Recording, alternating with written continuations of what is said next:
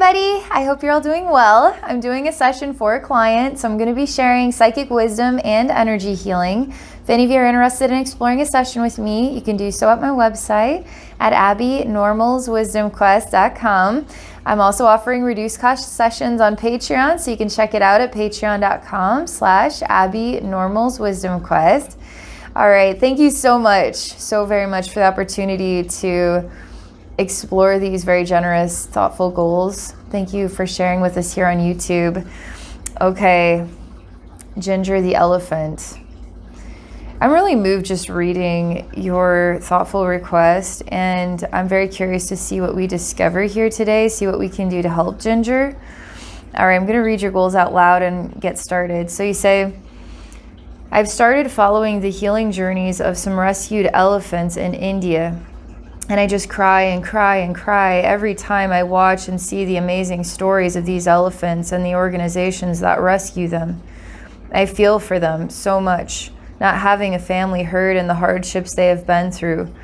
While I am so thankful for the care and treatment they are receiving, I'm wondering if we could offer healing too. I wish they could know how many people see their stories and love them and are cheering them on in their recoveries. The organization is Wildlife SOS, and Ginger is the first elephant that I'd like to send healing to. She's completely blind and can't be with other elephants yet until she is stronger and heals enough. Oh man.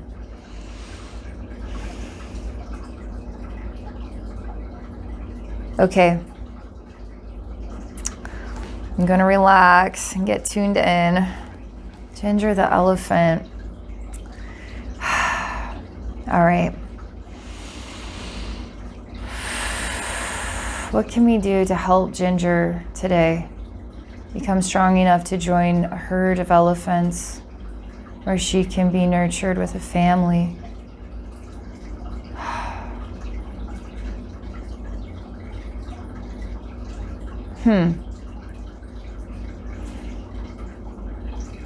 Okay, this is going to be complicated.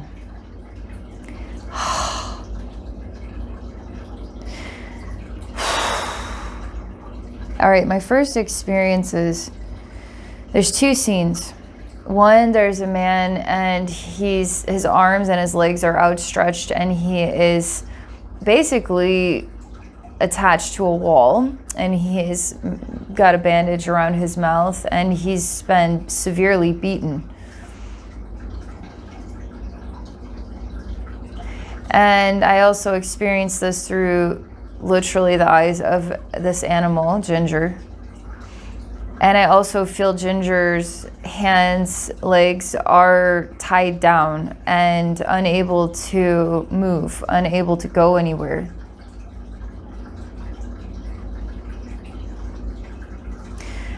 This is a pretty disturbing scene. Energetically, there is this lighthearted joy about it, okay?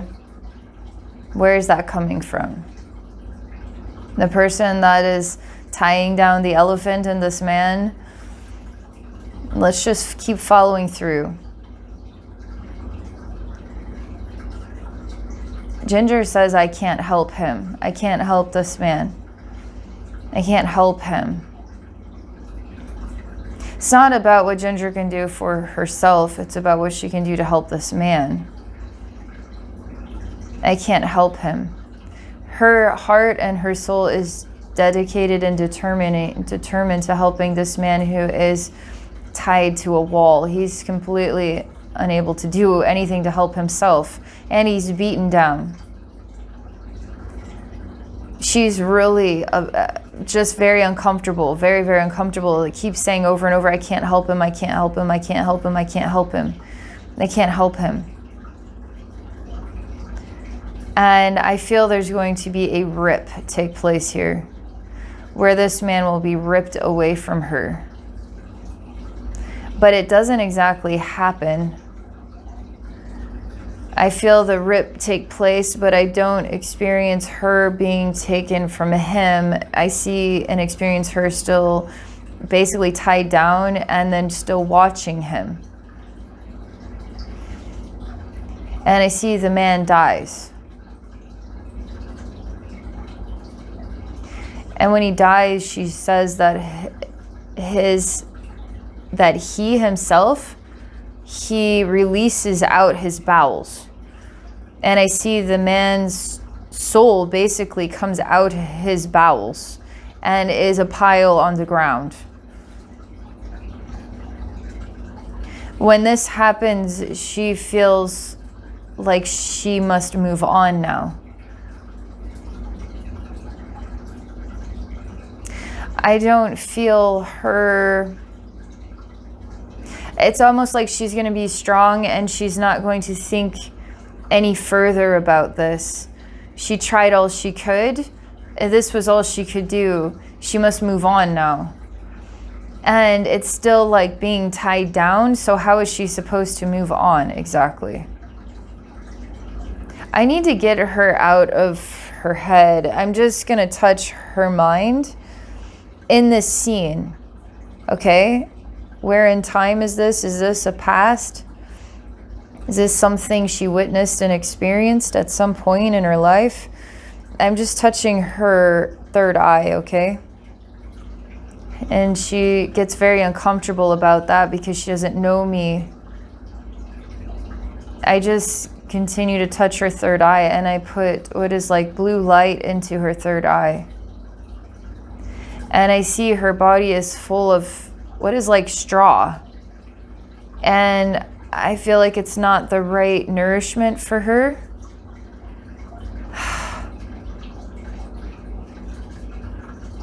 Literally imagine an elephant that is stuffed full of straw, almost like a stuffed animal, but it's as reflective of food that isn't the right nourishment for this animal. And she's full of the wrong nourishment. And why is she representing a stuffed animal, almost like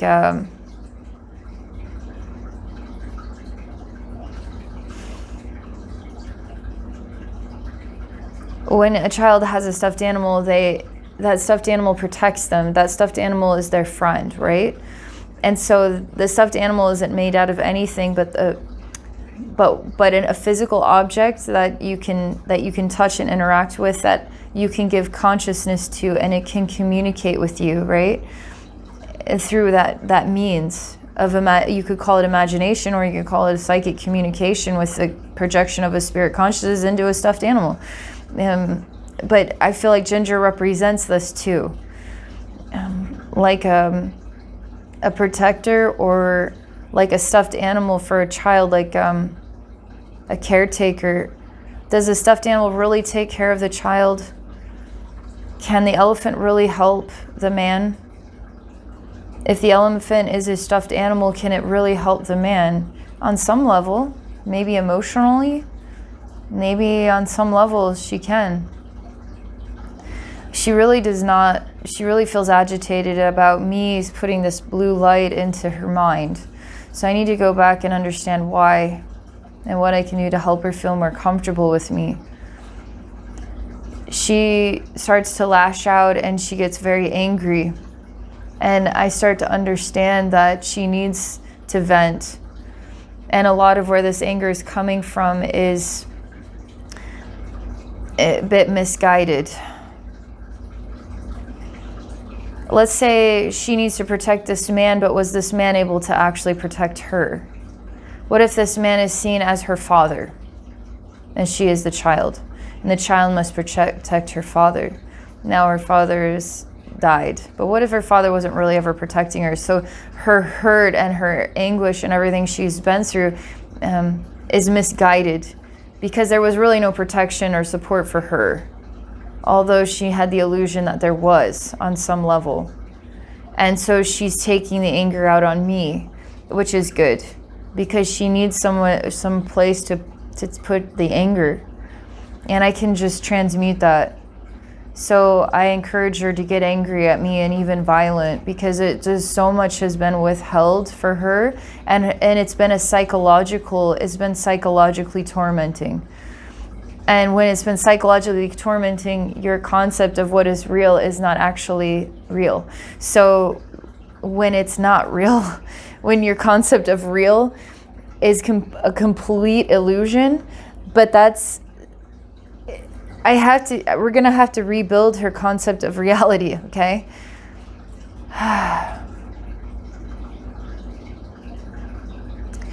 And what part of her timeline am I being called to go to? Because what I'm walking into is essential for her repair and recovery, okay?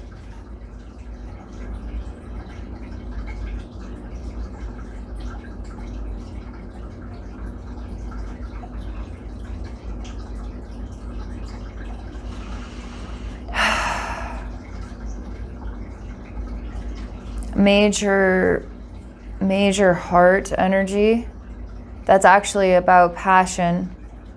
I feel like in spirit represents a motherly protector.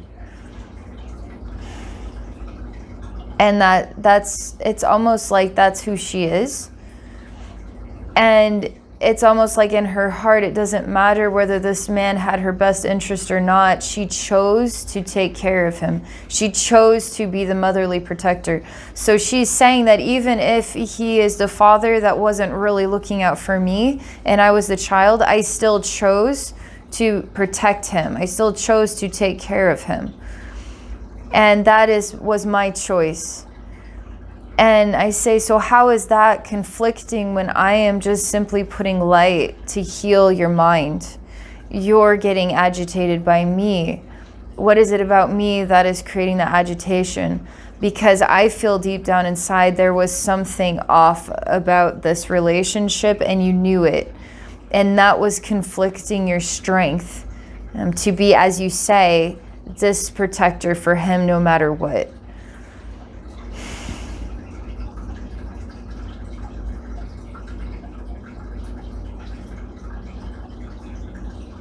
She's starting to divert into anger again. This anger is the weirdest looking thing. It's like an elephant that has all of its skin ripped off. And I don't even know, do elephants have teeth? But it's like it doesn't have, almost like the trunk was removed and its lips are removed. It's the most horrifying looking thing. And I just weep for it. I say I'm very sorry that your anguish and your anger is coming from a place of this kind of hurt. This is really hard, isn't it? She starts to get very angry now, even angrier than ever. And she squeaks out something like, what was my light? Was this, how do I want to say it? Was this a good life? Was this the way my life was supposed to be? It's kind of like she wants to stay strong, that she was always herself through this no matter what. But she has these inklings of a question as to, was this right? Was this right? There's a question of confusion about life for her. And it didn't matter that she was an elephant or a human or whatever, dog. It's just like it doesn't matter her body. What matters is how she chooses to emphasize who she is and what she is going to represent in this life. But I see that this is an interesting conflict because she comes with the bloodline of the elephant that has a certain development of traits because of the generations upon generations upon generations of elephants that have these memories, these soul memories or collective memories of the elephant, okay? And so her collective memory of the elephant is conflicting to what is in her bloodline as to what a life for an elephant should be like. But it didn't matter to her because it wasn't about the body, so she is an elephant. It didn't matter the body. Her role or her heart was saying, I will protect him no matter what. Even if he's not protecting me, I will still protect him.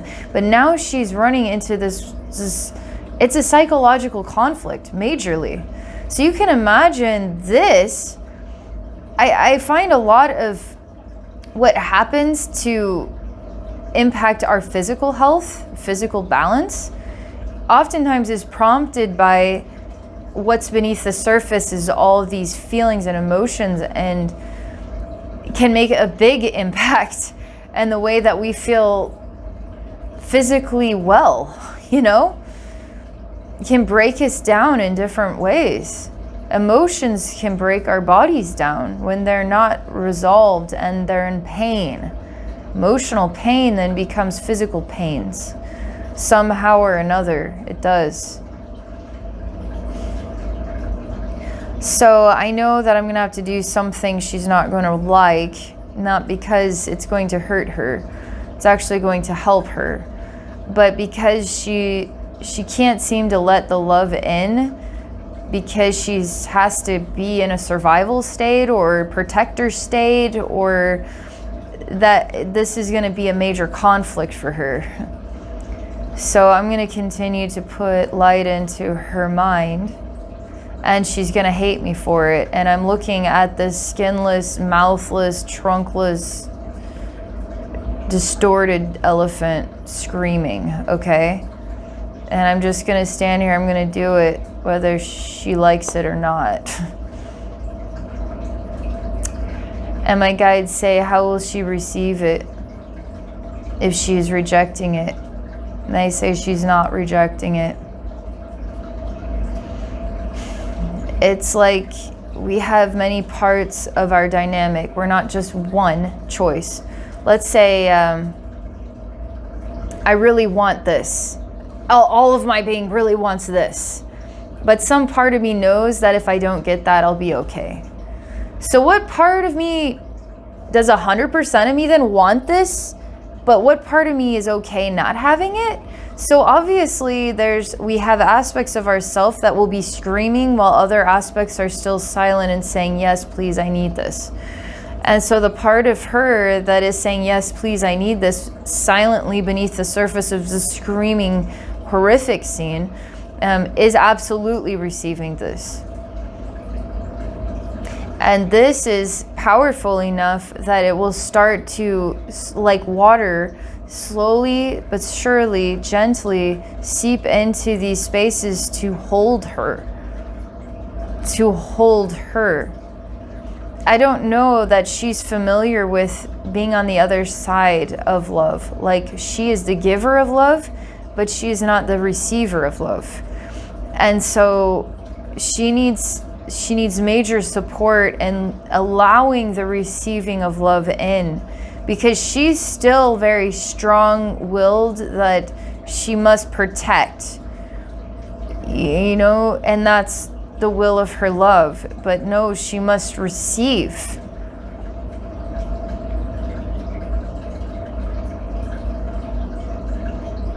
She's been defiled psychologically, especially because she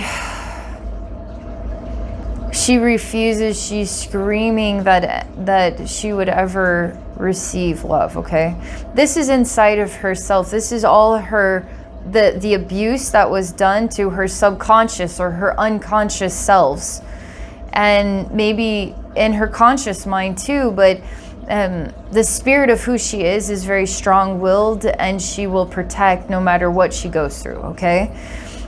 But I keep reminding her that obviously there's an imbalance here, because you're reacting in this way, which means that you are totally not at peace with your life and the way your life worked out. And it gives you strength to remind yourself of who you are and why you made the choices that you did. It gives you strength to keep going. But the energies are saying that you're meant to go down this crazy hard path and now know what it's like to be babied and nurtured.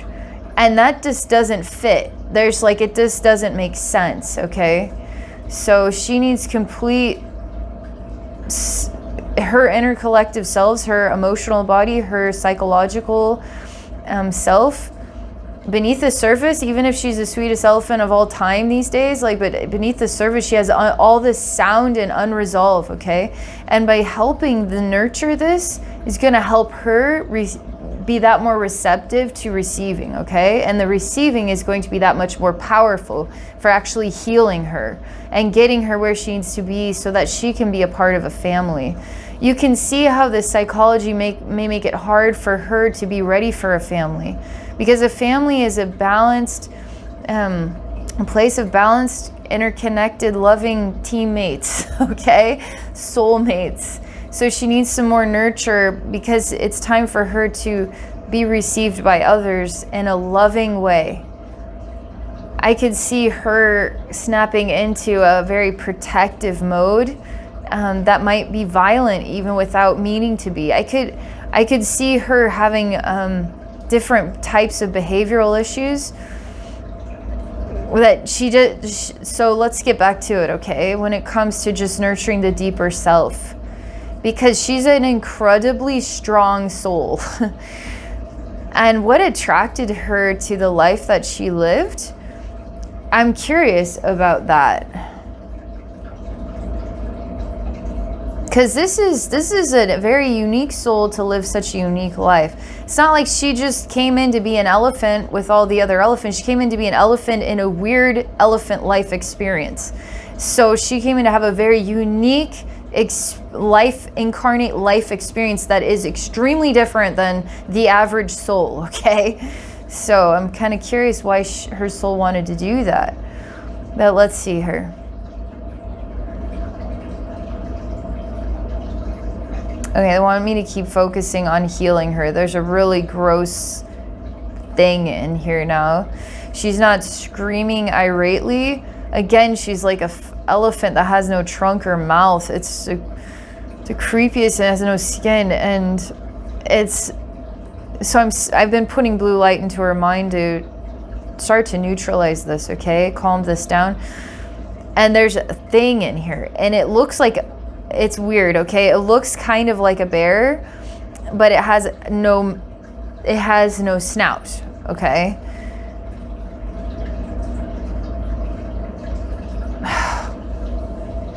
It's a sickness. It's a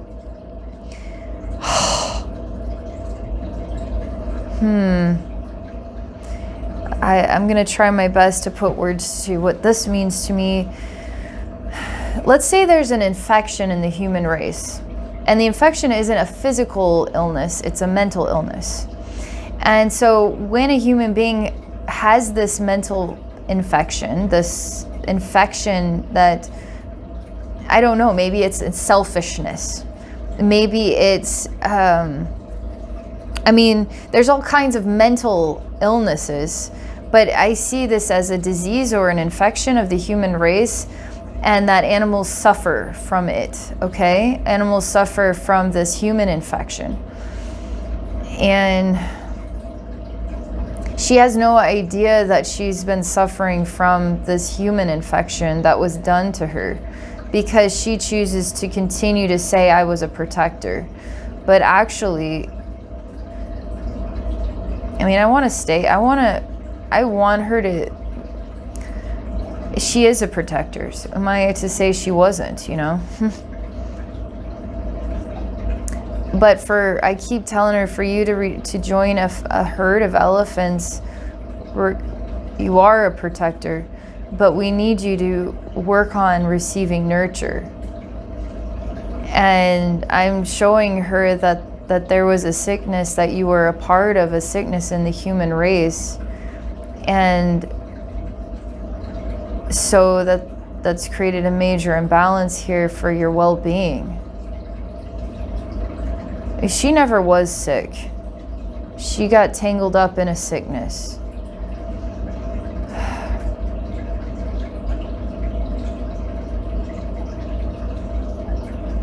She's got a very dark side of her soul. She also has an incredible other side. Like, the dark side is as strong as the light side, and they're both quite strong.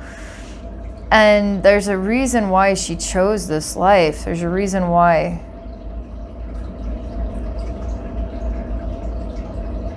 Imagine if her soul is like extremely an extremely strong soul, okay?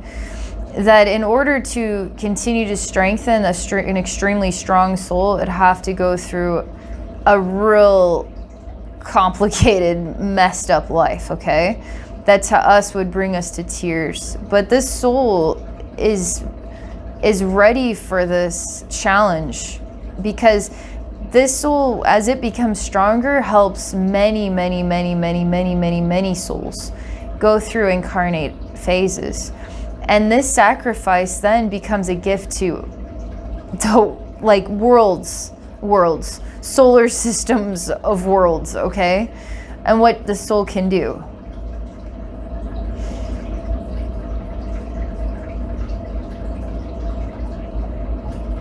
She's hearing me say all of this stuff about her, because it's opening her mind to, she's not here to just help one man or protect one man. It's not necessarily about helping more so than protecting, but to be an inspiration to many people is actually reaching her, that idea that she is an inspiration to people. Because she's not one to just let people help her. She's pretty self-sufficient. She likes being self-sufficient, and she likes to see herself as always in a place of helping others. And so to make her strongest, I need to be nurturing still the side of her that is strong in helping others.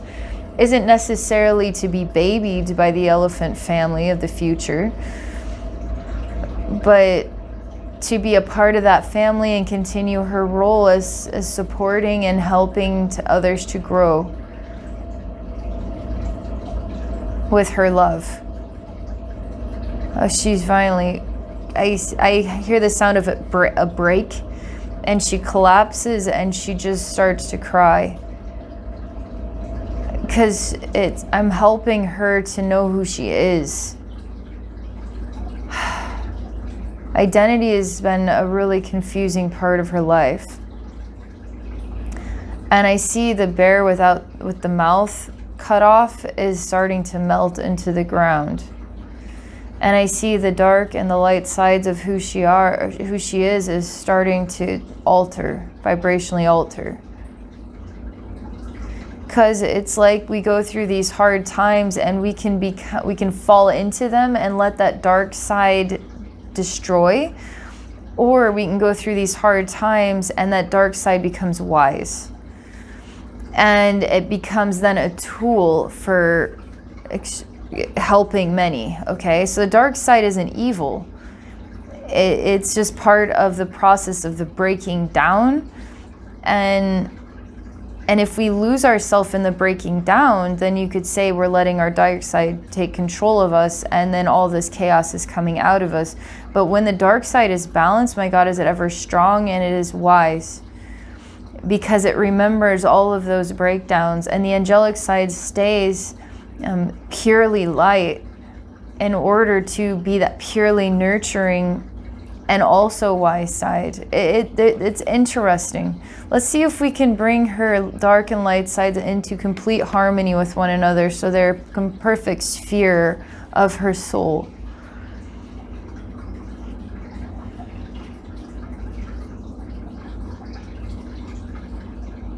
Not quite yet. She's really tired, huh? In fact, she's really, really tired. That was a lot of work. It was almost like that psychology was helping her to stay standing.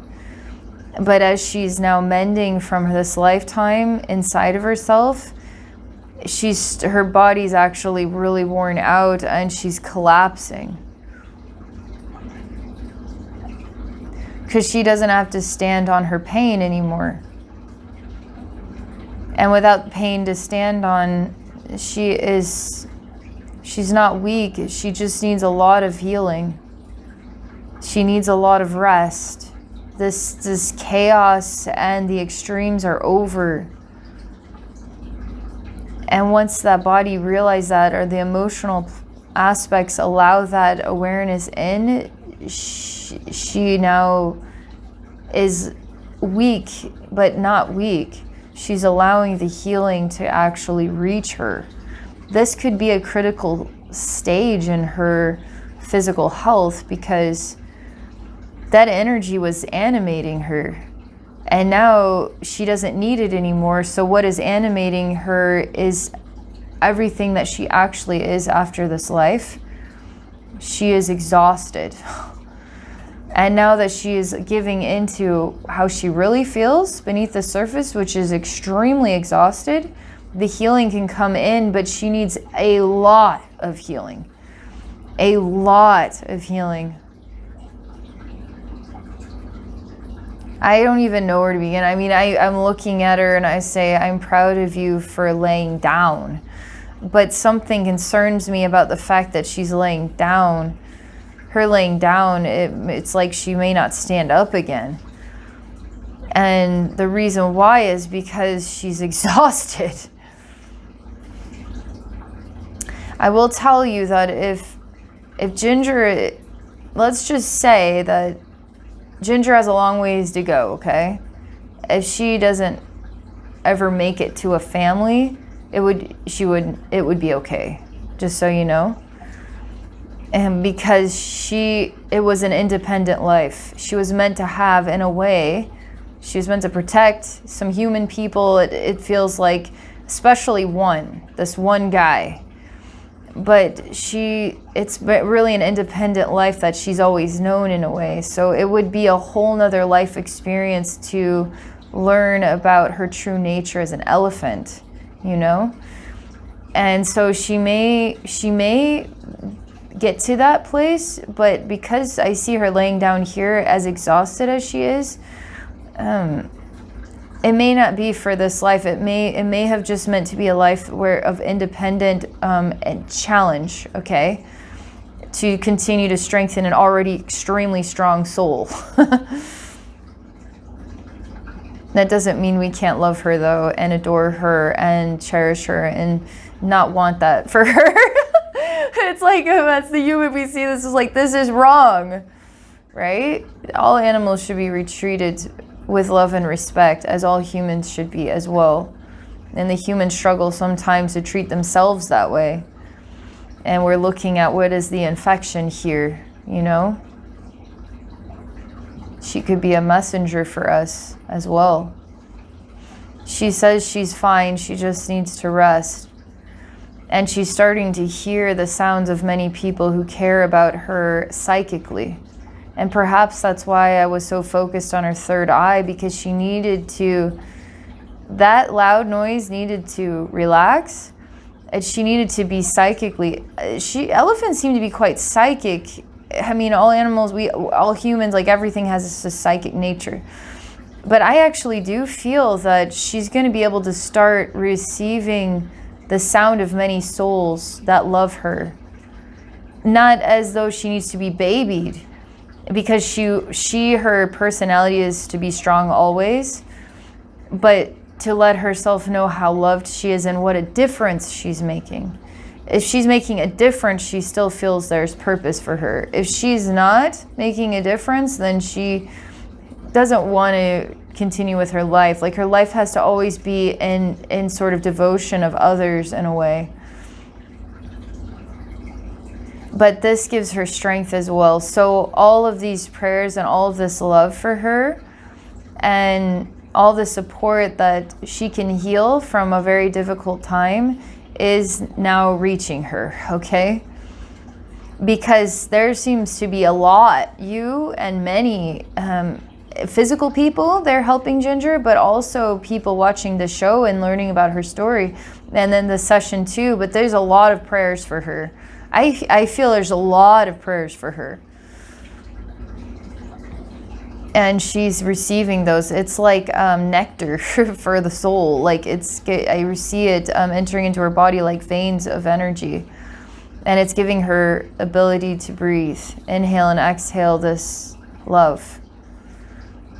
And I'm going to ask her if she feels that she has purpose in having a family of elephants in her life.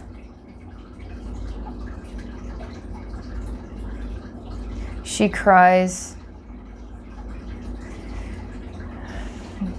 She asks if I could find her a family of elephants with specifically a male elephant that would be her protector.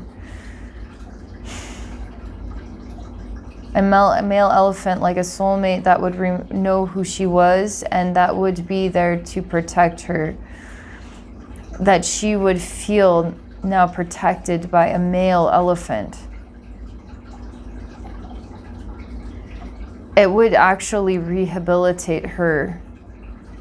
It would be like the light at the end of the tunnel of her life, and it would be exquisitely meaningful for her. She keeps saying that she needs, that her laying down is not to be of concern. She needs to lay down, and because this has been so much. But she's determined to stand, and she's determined to keep going, and now she has a new dream, like a new vision, and she wants to meet a soulmate, basically, specifically wants to meet, I keep seeing a male elephant that their eyes lock, and he is like, he loves her and he protects her, and they're deeply bonded friends.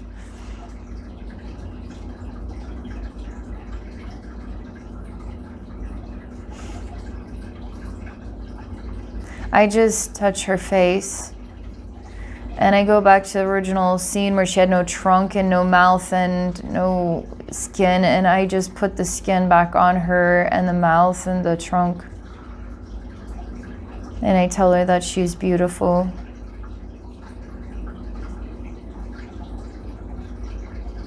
And I put light into every part of her. And I bring in all the physical people helping her, all of us in spirit, right, in prayer, helping her. And I turn us all into a vibration or a harmony of song for Ginger, and then I let the song enter into the fabric of her body, like her bones and her muscles and her skin and her blood and her heart and organs and all this. And I want that vibration to just hold a beautiful sound, a beautiful song for her. That she can be a part of that and feel rehabilitated by it. That she can now know what a family of elephants is like. I feel this is actually a really great way to end it, because I feel strongly that I'm not as concerned as I was. Like, I feel like she can mend and heal enough to participate in being a part of family. I'm pretty relieved by that.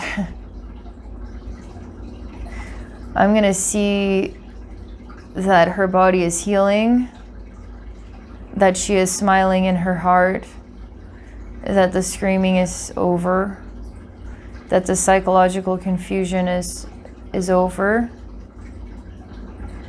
and that she is surrounded by more than just people and prayers, but by an elephant family and a very specific soulmate. And then she cries in gratitude. And I hear again the break happen, and now her having to be strong is starting to enjoy life, not having to be about that, can just be about joy and connection. It's not about being strong or weak, it's just about joy and connection, receiving and giving and flow. I don't experience her having any like she doesn't think less of what she's been through. Like, I don't see her disliking anybody, but just accepting the path and having to be strong in it. I see her living in the present, is what I'm trying to say, in her mind now. I don't hear the screaming. That's not to say there can't be more prompted in time, but this is a powerful accomplishment for her. So thank you so much for this. I'm really glad I got to be a part of Ginger's life and help her through your inspiration. Thank you so much. Thank you so much, everybody, for watching, and I wish you all a very beautiful rest of your day.